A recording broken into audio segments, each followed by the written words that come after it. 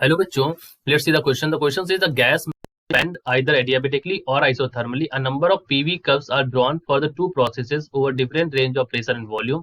It will be found that. ठीक है, तो अब यहाँ पर क्या मिलेगा हमको ये हमें बताना है। ठीक है, तो यहाँ पर देखो क्या है कि गैस जो है वो एडियाबैटिक भी हो रहा है एक्सपेंशन और आइसोथर्मल एक्सपेंशन भी हो रहा है। तो कई सारे पीवी कर्व बनते हैं, तो यहाँ पर हमसे पूछा गया कि कर्व के लिए पूछा गया। ठीक है, हमसे सबसे पहले हम अगर की कॉन्सेप्ट में आपको बताना चाहें तो यहाँ पर ये बात जान लीजिए कि इन द केस ऑफ की कॉन्सेप्ट देखो कि जब भी हम बात करते हैं एडियाबैटिक की, ठीक है, एडियाबैटिक प्रोसेस यानी कि हीट चेंज जो होता है डेल्टा क्यू बराबर जीरो। ठीक, डेल्टा क्यू बराबर क्या होता है? जीरो। अब यहाँ पर डेल्टा क्यू बराबर जीरो होता है। ठीक, एक तो एडियाबैटिक प्रोसेस में ये बात आपको समझ में चाहिए। और जब हम बात करते हैं आइसोथर्मल प्रोसेस की, आइसोथर्मल मतलब चेंज इन टेम्परेचर जो है वो हमारा जीरो है। ठीक है, तो ये बेसिक अंतर है एडियाबैटिक और आइसोथर्मल कर्व के बीच। ठीक है, तो एडियाबैटिक प्रोसेस में हीट नहीं होता है और आइसोथर्मल में ये हमारा डेल्टा टी बराबर जीरो होता है। ठीक, अगर हम आपको एक ड्रॉ करके दिखाएं यहाँ पर एक वहां पर पीवी कर्व, तो आप इस तरह देख लीजिए, ये हमारा पी और ये हमारा वी। ठीक है, ये इधर पी इधर हमारा वी।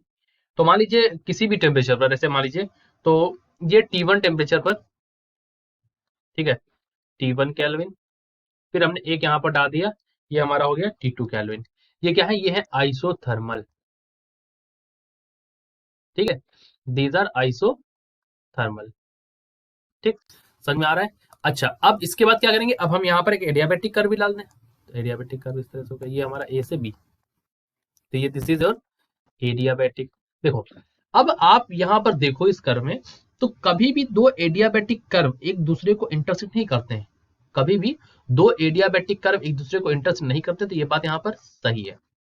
ठीक है, दो आइसोथर्मल कर्व भी एक दूसरे को इंटरसेक्ट नहीं करते हैं, ये बात भी यहाँ पर सही है। ना ही एडियाबैटिक एक दूसरे को इंटरसेक्ट कर रहे हैं, ना ही आइसोथर्मल एक दूसरे को इंटरसेक्ट कर रहे हैं। ठीक है, अच्छा, यहां पर थर्ड कहता है adiabatic curve and isothermal curve में इंटरसेक्ट, तो ये सही बात है। और प्रॉपर बनाए क्योंकि हल्का सा ऐसे स्मूथनेस रहेगी, अभी मैं बताता हूँ। ठीक है, क्यों? तो ये भी मैं रीजन अभी दे दूंगा। तो ये भी बात सही है कि एडियाबैटिक और आइसोथर्मल कर्व जो है एक दूसरे को इंटरसेक्ट कर सकते हैं। अब इन्होंने कहा है the magnitude of slope of adiabatic curve is greater the magnitude of slope of isothermal curve. ठीक है, तो ये बात आपको यहाँ पर बतानी है। दोनों के अगर स्लोप निकालना चाहे तो आप निकाल भी सकते हैं। मैं आपको अगर एक्सप्लेन करना चाहूँ तो we can explain this also कि पीवी बराबर क्या होता है? कांस्टेंट। ठीक है, तो हम कह सकते हैं अगर इसको डिफरेंशिएट करें तो ये हो जाएगा पीडीवी। अब आपको पता है DP by DV for isothermal curve is equals to minus P by V. और एडियाबैटिक के लिए क्या होता है? एडियाबैटिक का भी अगर डेरिवेशन करें तो पीवी बराबर पीवी की पावर गामा बराबर कांस्टेंट होता है। ठीक है, यहां से निकल के आया ये इसका कर स्लोप, और इसका स्लोप निकालेंगे, ये किसके लिए बच्चों? एडियाबैटिक के लिए। ठीक है, तो पी बराबर पीवी की पावर गामा बराबर कांस्टेंट, इसको अगर आप डिफरेंशिएट करके चेक करेंगे तो पी गामा वी की पावर गामा माइनस वन, तो यहाँ पर डीवी हो जाएगा, प्लस यहाँ पर अगर आप करें तो यहाँ पर हो जाएगा वी गामा डीपी बराबर जीरो। तो यहां से अगर आप निकालेंगे तो डीपी बाई डीवी क्या हमारे स्लोप है, स्लोप ये बताते हैं। ठीक है, slope for adiabatic that is equal to minus of gamma times of P by V. तो अगर आप चेक करें यहाँ पर तो आपको क्या मिल रहा है? यू आर गेटिंग दैट कि स्लोप जो है दोनों के वो अलग अलग है, मतलब दोनों में चेंज है स्लोप में।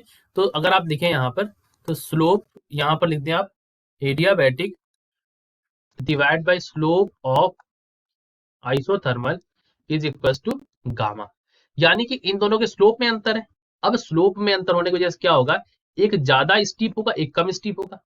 ठीक है, तो यहां पर देखो क्या होगा कि एक ऐसे जाएगा ऊपर और एक जाएगा नीचे। ठीक है, क्यों? क्योंकि गामा वाला जो है वो जिसका गामा टाइम्स वो ज्यादा स्टीप होगा, ज्यादा स्टीपनेस, यानी कि ये कौन सा होगा आपका? This will be your adiabatic, और ये कौन सा हो जाएगा? ये आपका हो जाएगा आइसोथर्मल। इसलिए यहाँ पर ये जो कर्व है इसको भी थोड़ा सा हल्का सा ऐसे स्लैंड बनाएंगे। ठीक, समझ गए?